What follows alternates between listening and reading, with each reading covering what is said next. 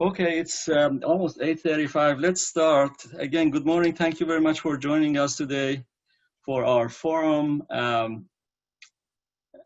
Again, I want to remind you that this is your time to ask us questions, and even though we would give you some updates to begin with. So with that, we have colleagues from accounting who are here. I know that they have time limitations. They need to leave by 9. You might remember that in June, there were some discussions regarding the way UCPath works in the accounting side. And James promised that he would bring some colleagues to share with us updates regarding UCPath and accounting. So we have 2 colleagues from there, Susan McClutchan and Kirsten Pereira. They are ready to help us and start the presentation.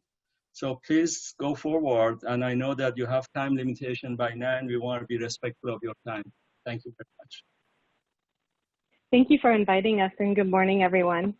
I'm Kristen Pereira, and I work on the UCPath project. I'm a business analyst in administrative IT, and I'm also joined by Susan McCutcheon, who is also in administrative IT as a program manager. So we've prepared for you a presentation to pull together some things that we think are especially relevant to those of you administering contracts and grants in the UCPath environment, but especially as it pertains to the finance functions. So we have some highlights here. Our agenda today, the topics that we brought to present to you are the role of the UCPath Center and finance functions. So we're not alone anymore. We now have the UCPath Center, who is the owner of the system. So I thought it would be worthwhile to go through to say, what do we have control over here at UC Davis, and what do we rely on the UCPath Center to do? Getting the right FAU, this is nothing new. This is something that's always gone on. It's not UCPath specific, except that I want to give you some hints and tips on that in UCPath. Next up, we know there are some issues with the direct retro, which is the UCPath name for salary cost transfers. So I want to go over some of those issues that we know you're having or experiencing.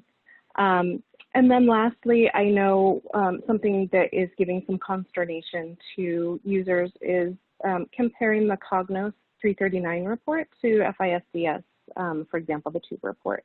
So I want to go over some of the ways to navigate that as well. And then we'll have time at the end of the presentation for Q&A. So let's dive in.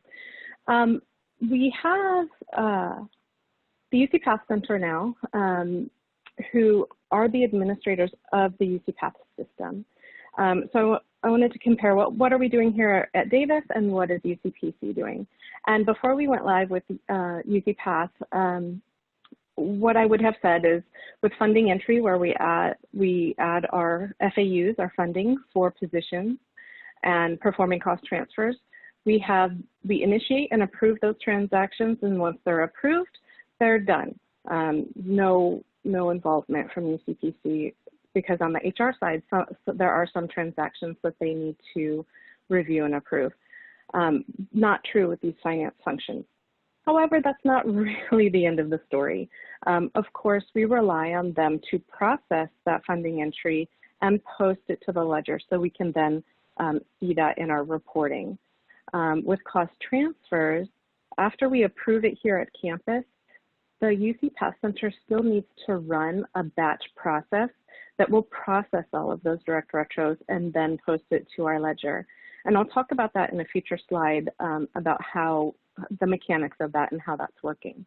But just here, I just wanted to point out, we do rely on the UCPath Center to take action before those are fully processed. Next up are configurations. So we can request configurations such as redirects. Again, we'll talk about that in a future slide, or your default funding, default suspense and edit error funding, we have to request that the UCPath Center enters those. So we do rely on them to actually enter those configurations in the system. We do not have access to do that here at location. When we find defects, we report them, but we don't have any IT staff working in the UCPath system to fix bugs. That all happens at the UCPath Center. So we do report it to them, and then we rely on them to actually make those bug fixes. And then last but not least, change requests. If we find that we want to request an enhancement to the system, we can request that, but ultimately it is the responsibility of the UCPath Center to actually implement those enhancements.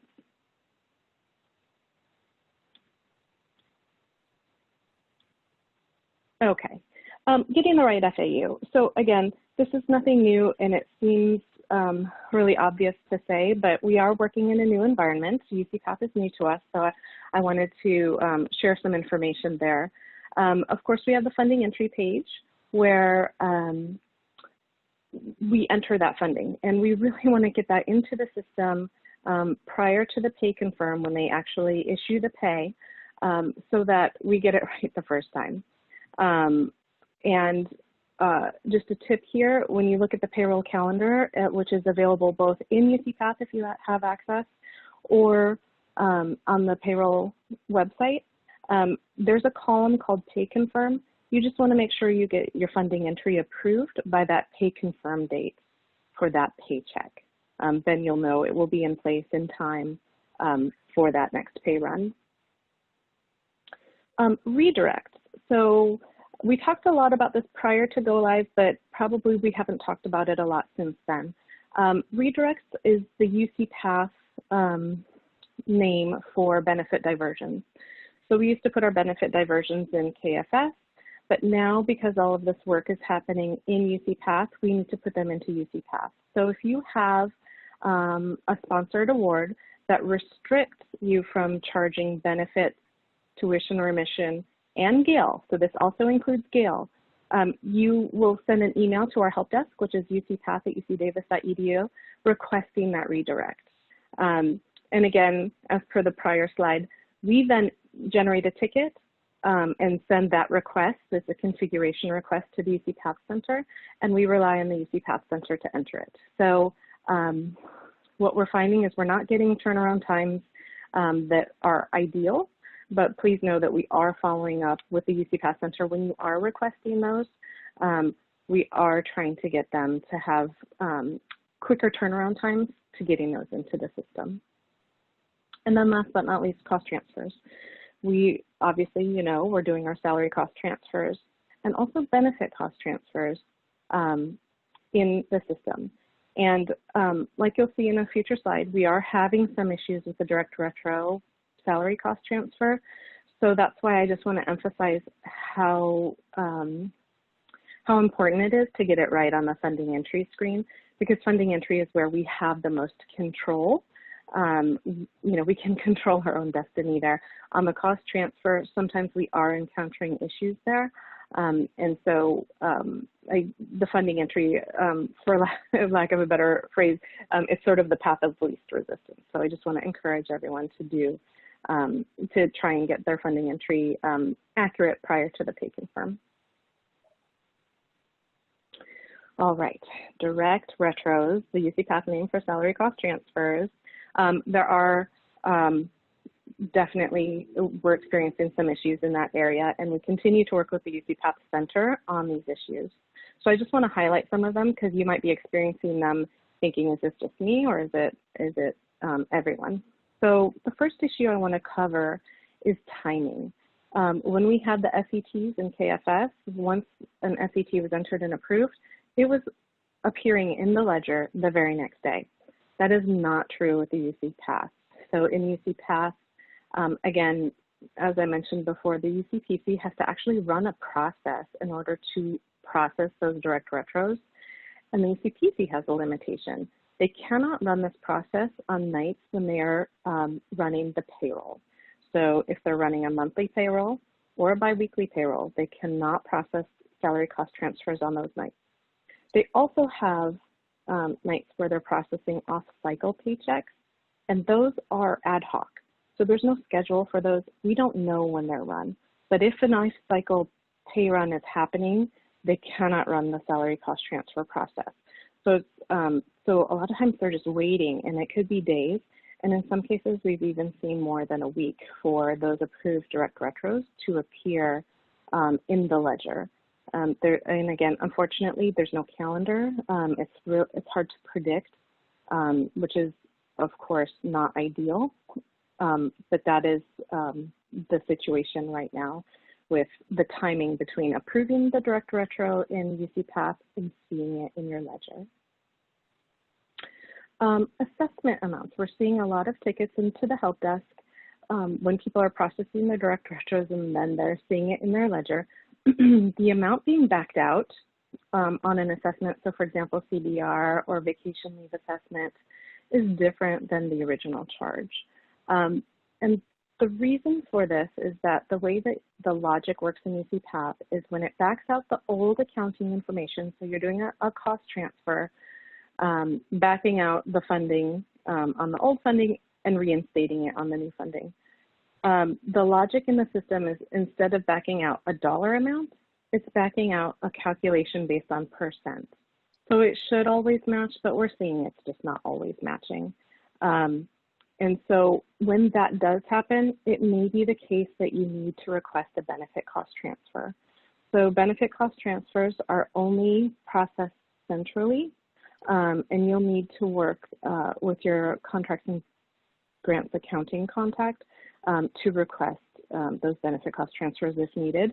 Also, the UCPath help desk, ucpath@ucdavis.edu, is also available to help in those areas. And it's not every transfer, it just happens sometimes. So if you do observe that, I just wanted to raise that to our awareness. Next up is accounting end dates. So just a reminder, direct retros cannot be performed if the account end date has passed. So even if you're doing a transfer for a pay period when the account was active, if it is inactive at the time that you're processing the direct retro, it will not accept the FAU. The solution to that is to go ahead and extend the end date in KFS and then perform the transfer. Now, one of the issues that we are seeing is that sometimes you do make that correction in KFS and that information is not being relayed to UCPath. It should, and we expect it to, but it's not always. So if you're finding that you've made an update to a date in UCPath, in KFS, and you're not seeing it reflected in UCPath, and the way you would know that is that it's rejecting, when you're trying to use that account, it will tell you that it's not valid. You'll need to contact the help desk, and the help desk will make sure that a manual update to UCPath is made for those dates. Next up is work study. So we found, at the end of the fiscal year, as people were doing their fiscal year cleanup, people were encountering issues with the direct retros for work study employees. What was happening was they were just moving the departmental funding, but it was removing that work study split. Because at the time of the transfer, the system saw that the employee's work study award had been spent. So it had a zero balance, so it would not reinstate the split. The workaround to this issue is to actually process that first direct retro, it will remove the split, and then process a second direct retro, and the split will be reapplied because it will have released that amount of award funding. And believe me, I really don't like having to tell folks that the workaround is to do the same transaction twice. It's maddening, I know, but that is currently the workaround until, a system enhancement can be made. That is what we're stuck with. And if you have doubts or questions, you can always contact the financial aid office. Last but not least, if those of you who work with funding that is subject to salary caps, so for example, NIH funding, we're finding that the direct retro is limiting the earn codes that are allowed on capped funding. The problem here is that the original pay was allowed on on the capped funding for that earn code, but it's not, the direct retro is not allowing it. So this is something that we are working with the UCPath Center to change. They are actually actively working on this change request as we speak, and so we hope to have improvement in that area. So I have one more slide to go through before we open it up for questions. I believe we'll go back to the slide with more questions, but let me just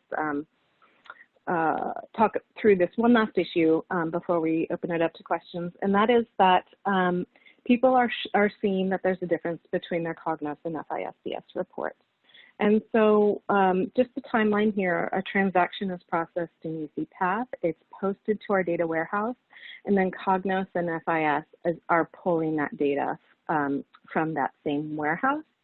But what we're seeing is that these differences that we're seeing is mostly due to the timing of when a direct retro posts. So for example, the Cognos 339 report may be displaying a direct retro in April, whereas FISDS is showing it in May. So Cognos is reporting based on the month that we're being sent by UCPath, and FIS is recording the date that it got posted into the general ledger. So when we're on the cusp of going from one financial month to the next financial month, there may be a difference in that accounting period reported. So in that example, if you were to run a report for April and May, you would see that they match. It's just that they got recorded in different accounting periods. And then I just wanted to point out there was actually a discrepancy in the 339 report. I think it was back in the July timeframe. We had made some enhancements, or the reporting team had made some enhancements to that report, and they inadvertently broke something that was working. So it was underreporting some expenses. That has since been resolved. So when you run your 339 report, you will not have that issue where some expenses were not showing. With that, that was a big, I went pretty fast and that was a big mouthful. So we can go to questions. And I see there's some on chat.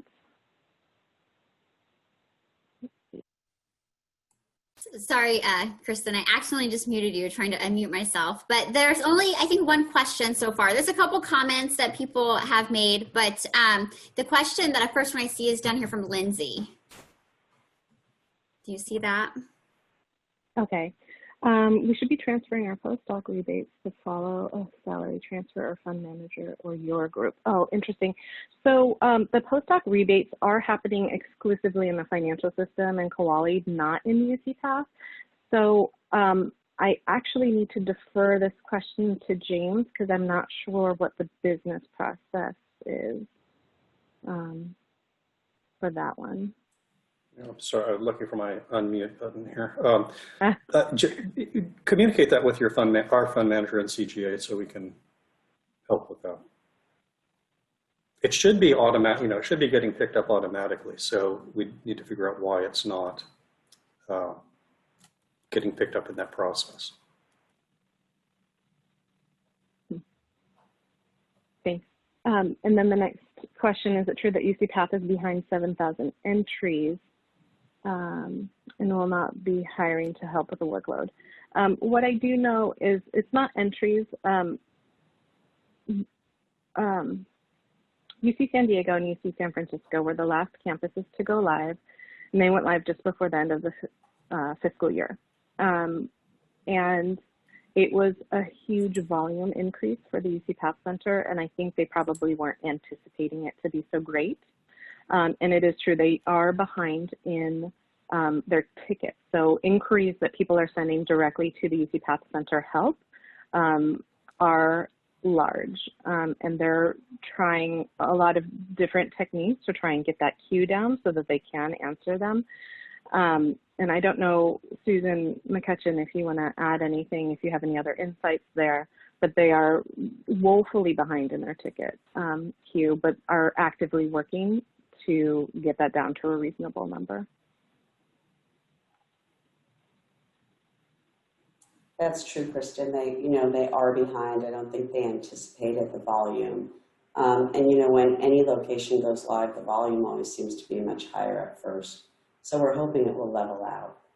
They are taking some concrete steps, and they have outlined they have a plan for having the staff work extra time, reallocating some staff to problem areas, doing a little bit more communication, and things like that. So I think, you know, they shared their plan in detail, and they're executing it. So we're hoping to see the caseload drop pretty soon.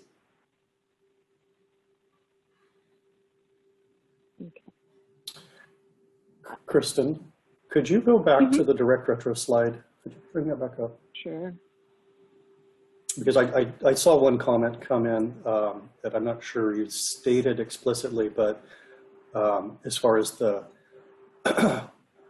the account end dates, also account begin dates, we can have some problems with those where we need to request the UCPath Center go in and put an end date in that is not getting picked up automatically. Could you, and I'm not explaining that very well, but could you make that make more sense for people? Sure. So the begin and end dates that you're entering in KFS, there's an automated process that sends that information from KFS to UCPath nightly. And we're finding that that doesn't always happen. And so I did see a question, you know, what's the timing there? We're asking that you give it 2 days to overnight processes before you contact the help desk. You know, just it should happen nightly, but sometimes, you know, depending on when batch processes get kicked off, sometimes, you know, a timing can be off in a single overnight, but by the second overnight process, it should be in UCPath and allowing you to use it. So if it's not allowing you to use it, you know that it has not been sent, and that you will need to contact the help desk. Is that the clarity you were hoping for, James? Is there? I think so. And the issue that I just kind of learned about not that long ago had to do with setting up an account that had a begin date that reached back into the prior fiscal year. So we were setting an account up, you know, in July, but we had to put a begin date and effective date that was maybe the award came in and really started in, you know, May 1st. That was causing the need for this manual intervention. Okay, and the person that asked the question confirmed that that did answer it, by the way. Okay. You have quite a few questions. So the next one on here is from Sharon Holgerson. Do you see that about the GSR tuition rebates? We're seeing that GSR tuition rebates are not following the salary. Who should we contact? I'm not sure if I exactly understand what the scenario is. I think the tuition rebate, I'm not sure what a GSR tuition rebate is. That's the buy down we're talking about, I think. So, or did you want to say something there, Kristen? No, sorry, go ahead.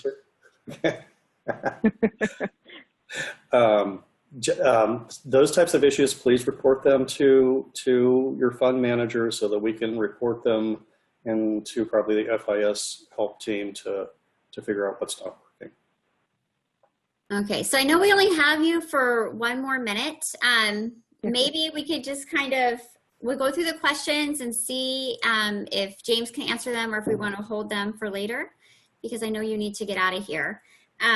So let's see, we've got a question about an overpay by PATH in June.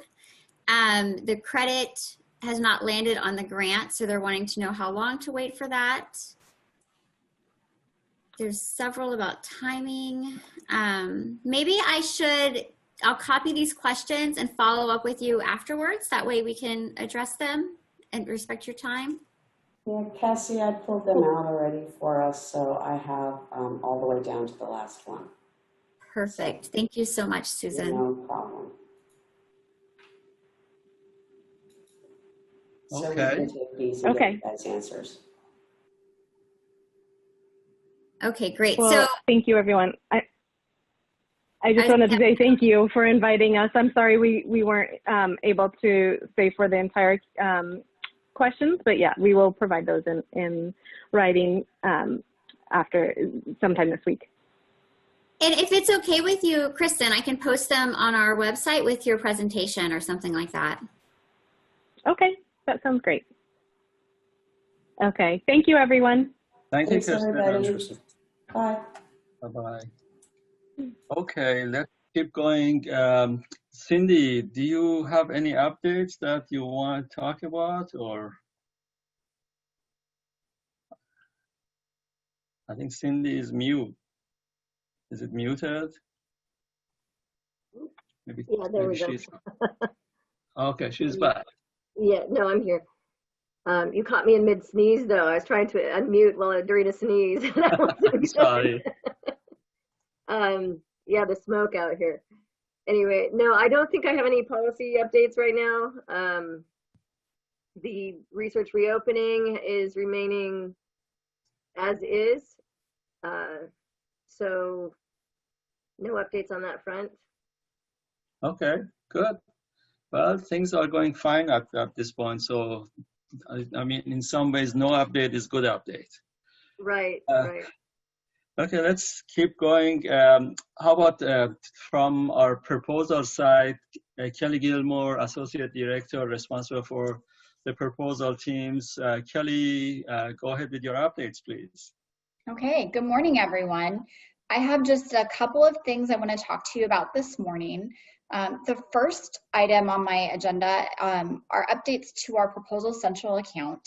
You may have seen an email go out through our listserv about a week and a half ago, but I wanted to let everybody here know that Proposal Central recently alerted campus that we somehow had 2 active institutional profiles in their system. At their request, we deactivated one of those accounts. So if your account references the profile that was inactivated, you will receive an error message on both your professional profile and the application itself. If you happen to get that error message, what you'll need to do is update your account institution with the correct UC Davis institutional record, which is the Regents of the University of California, and then in parentheses, UC Davis, or I'm sorry, I apologize, University of California Davis. If you encounter any issues with this update or have any questions, please contact us via our ERA help desk at spoerahelp@ucdavis.edu. And I just see Cassie posted the correct institutional name on the chat, so thank you very much. And then the second topic I wanted to bring up this morning is that we've noticed that some PIs are beginning to submit proposals to sponsors that they haven't previously worked with, which is great. So we wanted to take an opportunity to remind everybody that when you're submitting a proposal to NSF or you're submitting a proposal that has human subjects involved, you need to complete a Form 800 prior to proposal submission. Please initiate the Form 800 process as soon as possible. A good rule of thumb is to initiate that in the ECOI system at the same time that the IPF is being completed in Cayuse. That way we don't have any delays with proposal submission, because we do need to have that form on file before we hit submit. Does anybody have any questions or comments for me? If not, thank you for your partnership. Okay. Next, we have an update on the award side, plus our closeout. Grace Liu, Associate Director on the award side, and Alexa in the closeout would give us that update. I'm going to share with Alexa Rubio, who will be talking about SPO's document retention processes, and I will also show you some UCOP resources for you to consult if you have questions about retaining documents in your department. Okay. Cassie, are you seeing everything okay and you can hear me okay? Perfect, thank you. All right, good morning, everyone. I'm Alexa Rubio, Closeout Analyst for Sponsored Programs in the Office of Research.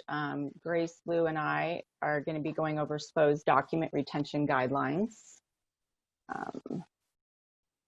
The goal today is to give you all a quick rundown of the business process Sponsored Programs follows for document retention and destruction, and to provide you with a list of the resources SPO utilizes.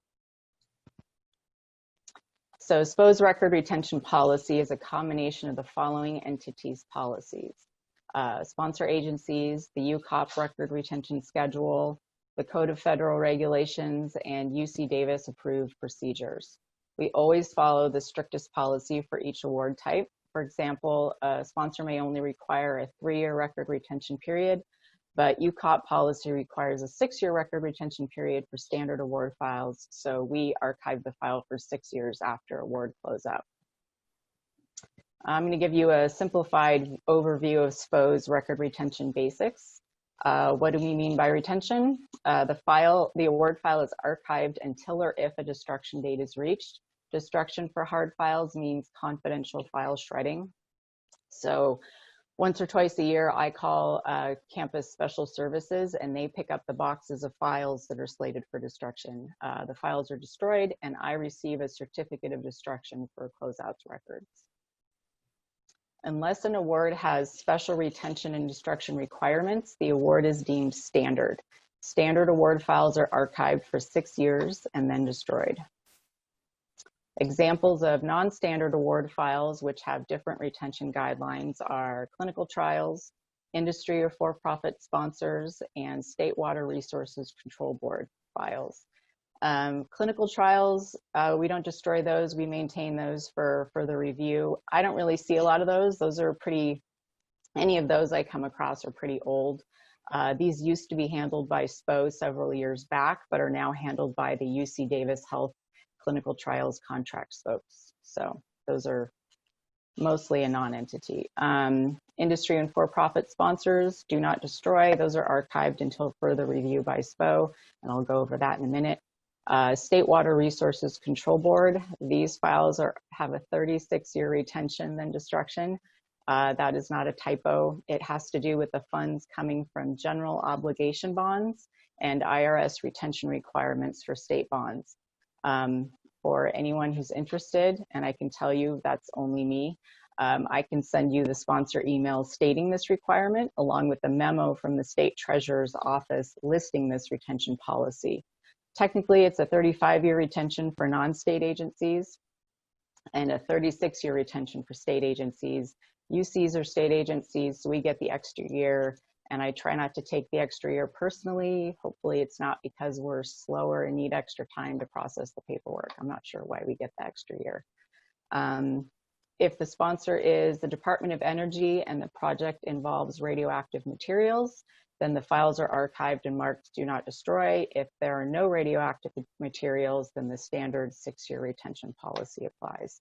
And that requires further review to make sure to check in all the details for that. These are the details as to why the clinical trial award files are archived until further review. It's impossible to know at the time of archiving if or when any of this will happen, so these files are listed as do not destroy and are reviewed at a later date. As far as industry and for-profit sponsors, SPO keeps these files in case any intellectual property issues come up later on down the line. It's better to have the award agreement available for reference if any IP questions arise. And that's mostly in a mod rule. Just from past experience, it's better to have those on file. Because of the 6-year standard retention and destruction policy, I can use this rule when I'm pulling older award files for closeout.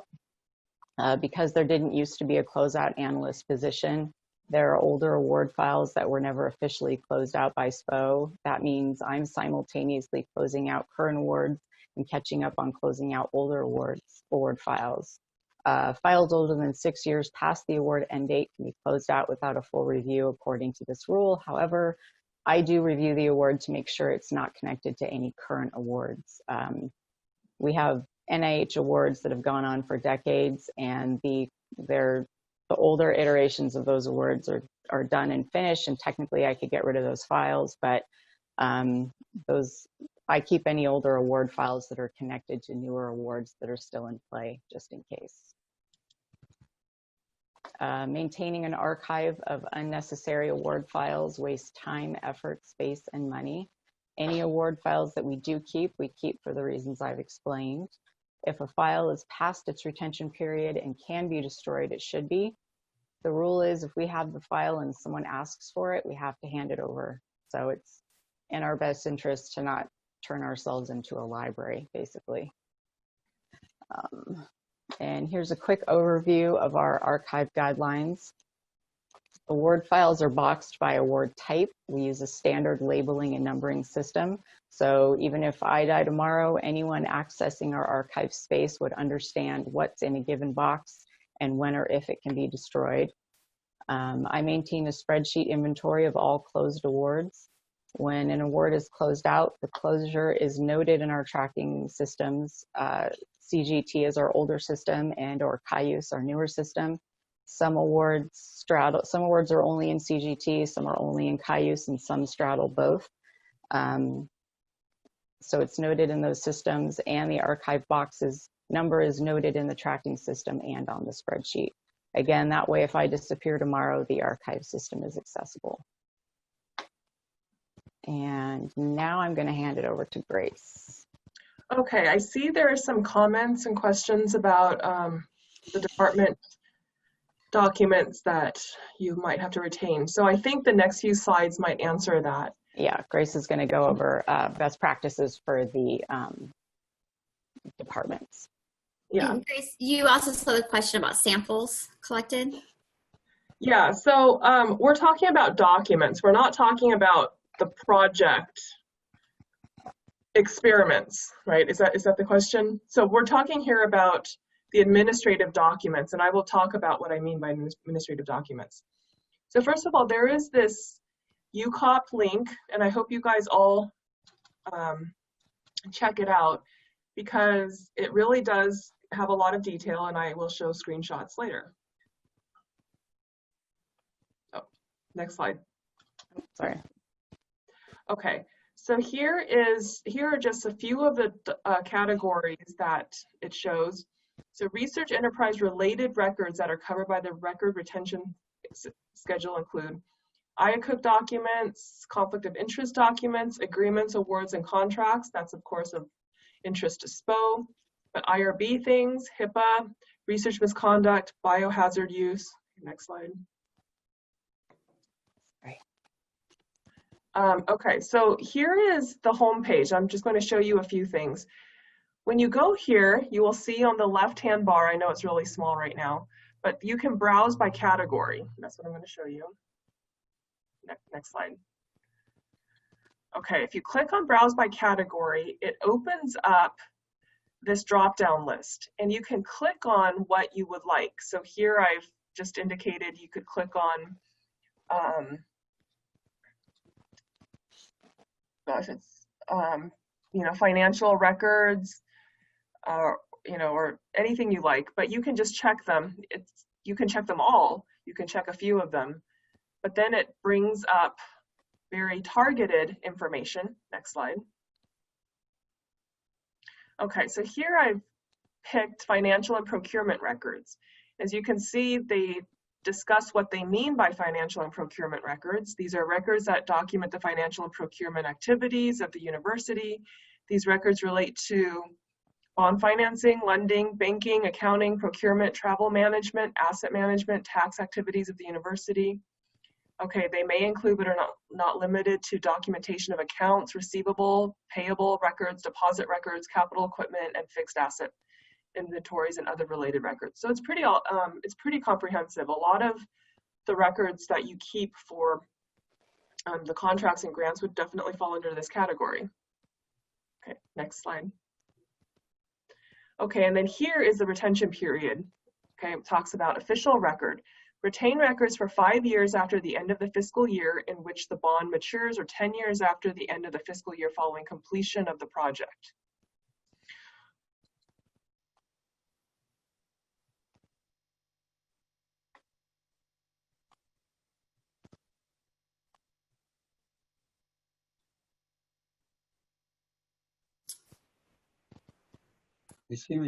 Whichever is longer.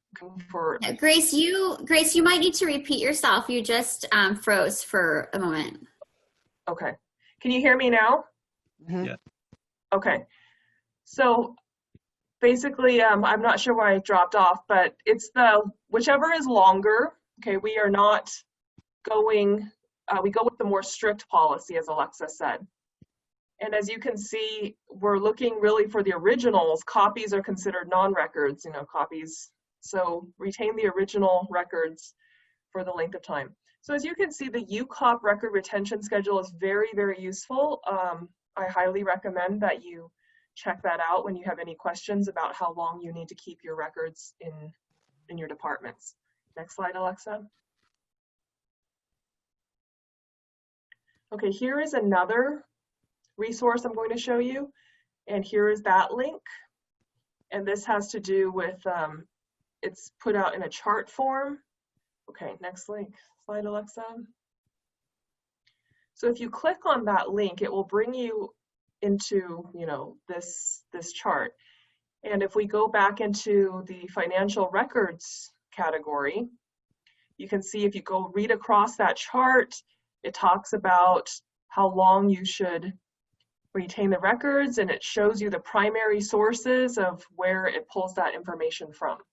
So if somebody says, well, why should we do this? You could kind of see where the UCOP retention schedule citation is, so to speak. So it's, okay, next slide. Okay, so for the research admin community, I don't know if you want to share some of the things you can type in the chat. How is your department ensuring proper retention of documents? And are we still working with hard copies in the departments, or are we transferring to electronic files in this work at home era? Let me open up.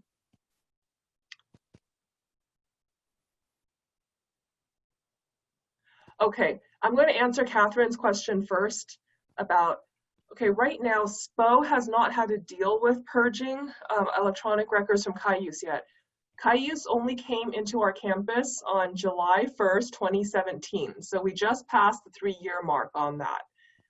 It really hasn't been an issue, but that is an excellent point that that is the next thing we're planning for, Catherine. But right now, our projects just aren't long enough to consider that.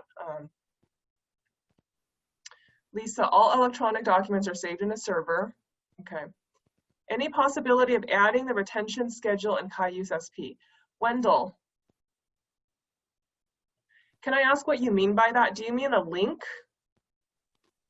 Or do you mean like automatic dates?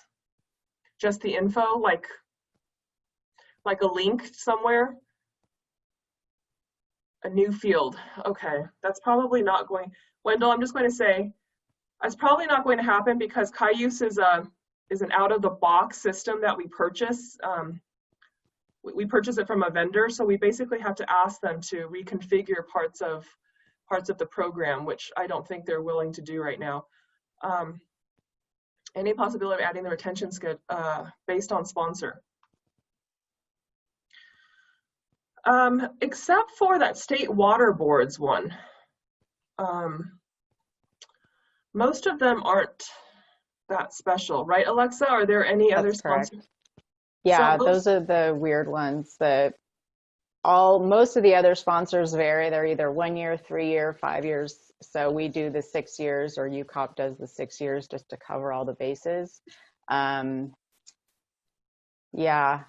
I don't think we could do it based on sponsor, because I would say that some of the sponsors, it depends on the type of award. It's the award type and it's the sponsor. So it's a sort of a combination of all of those things. So it sort of needs to be analyzed with the type of documents that you're saving based on, I think each individual department needs to look at what documents they have and how to save them, and the list of resources that we give you, as well as there's going to be at the end, you'll see the campus, the UC Davis campus contact is Kelly Walker, and she is the one listed on the UCOP. UCOP has a list on their site of all the folks who are in charge of record retention, and she's our person at UC Davis. And so I would strongly suggest looking over the UCOP record retention document, as well as communicating with Kelly Walker to see what the requirements would be for your documents. Okay. That would be my suggestion. It would be really hard to, we've made our list, but it would be difficult for us to just sort of make rules for all the departments. Does that make sense? Yeah. And actually, I'm going to address Gwen's question now, because it's a really good question, which is, we've talked about official documents, right? Copies don't need to be kept as part of the official record. So are any of the documents held by departments the official records? So SPO has the official award documents. I agree fully there. That's why Alexa carefully manages the documents storage and retention. KFS has the official transaction documents. Is that true? Okay. James, feel free to jump in here. UCPath has the official payroll documents. Okay. I don't feel like with KFS, I would just say the KFS financial transaction is there, but depending on what supporting documentations have been attached there, that would be required. So I would say that if all the necessary supporting documentations have been attached to the KFS document, then I would be satisfied that that has been captured. But if they just put in an entry without support or sufficient support, so I would say so. Okay.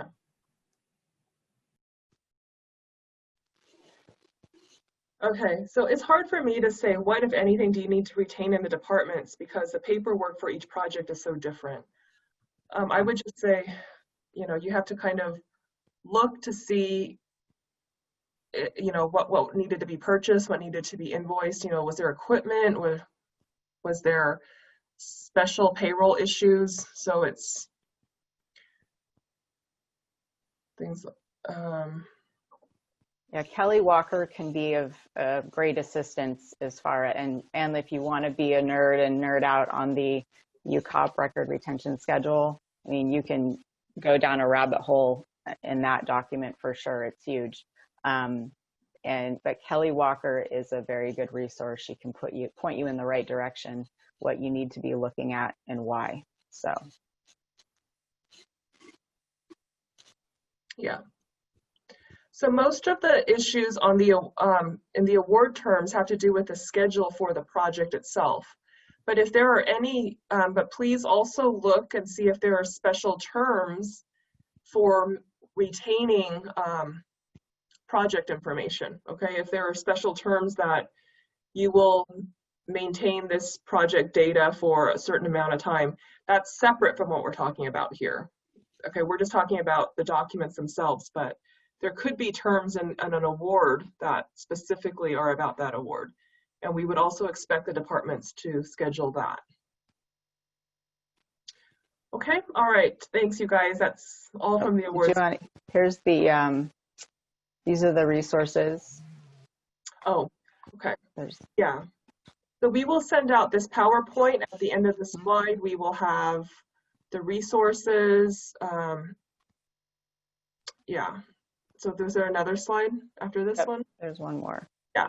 So this is the link to the actual retention schedule, the Code of Federal Regulations, and the link to that, just that particular chart that we looked at, the administrative records relating to research.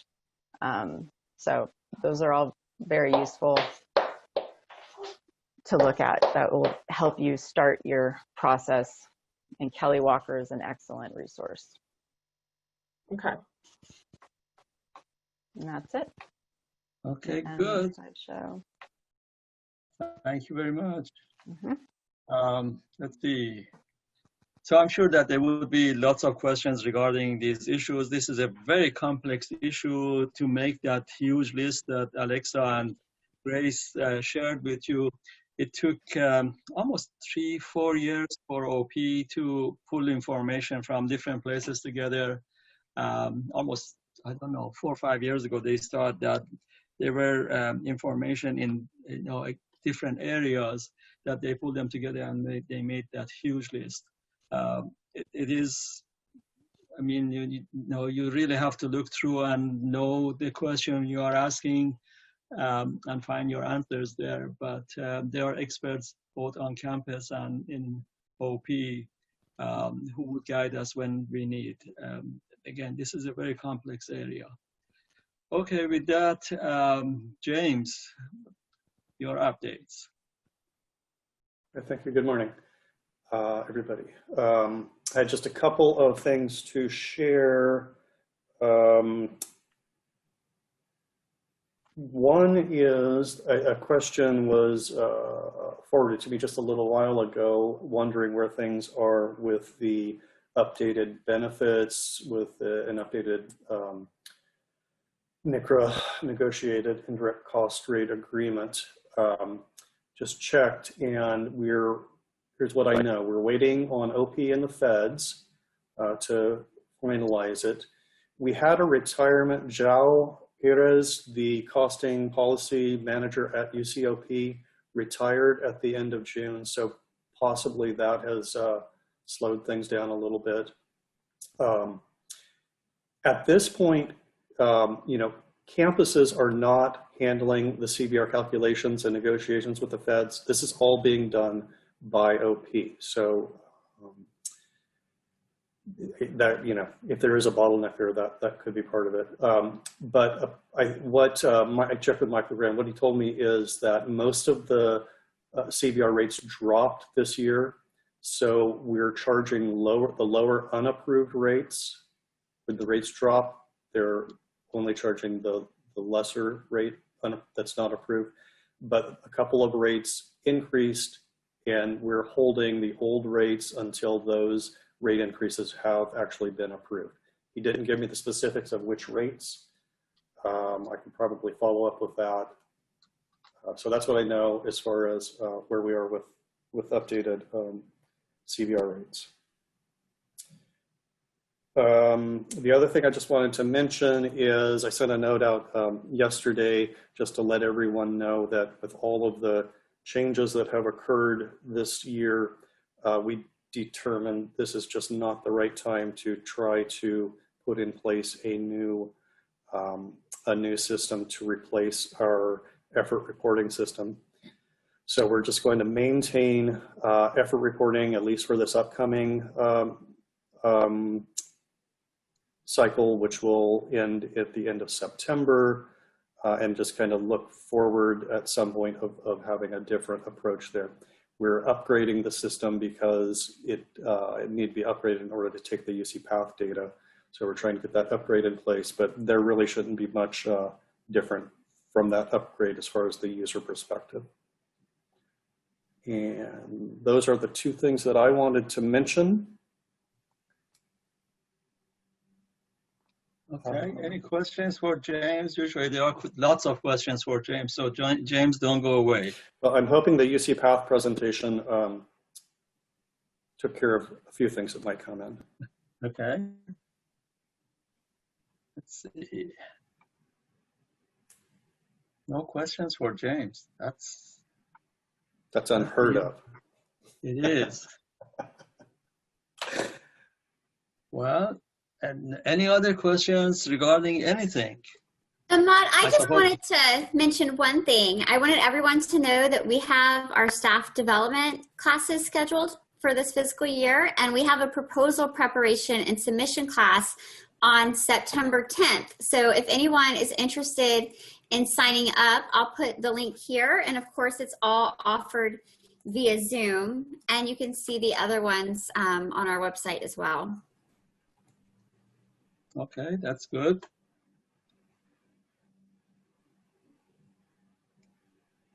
Anything else? I don't see any other questions in the chat here. So maybe everything was so clear, and thanks to all of the presenters. I forgot to mention something regarding the closeout. Alexa has done a great job in the last several years working on the closeout. It's amazing how much she has done and how more organized that we are in that area. Thank you, Alexa.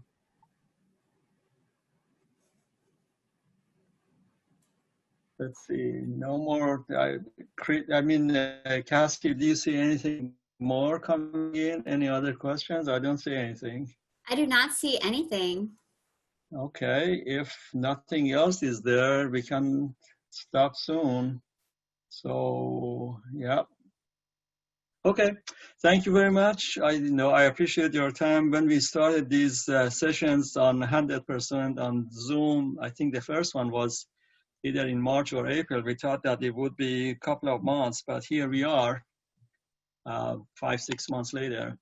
And there is no indication at this point as any of these things would change. Hopefully things would get better, but we keep providing service to the campus, and that part hasn't changed.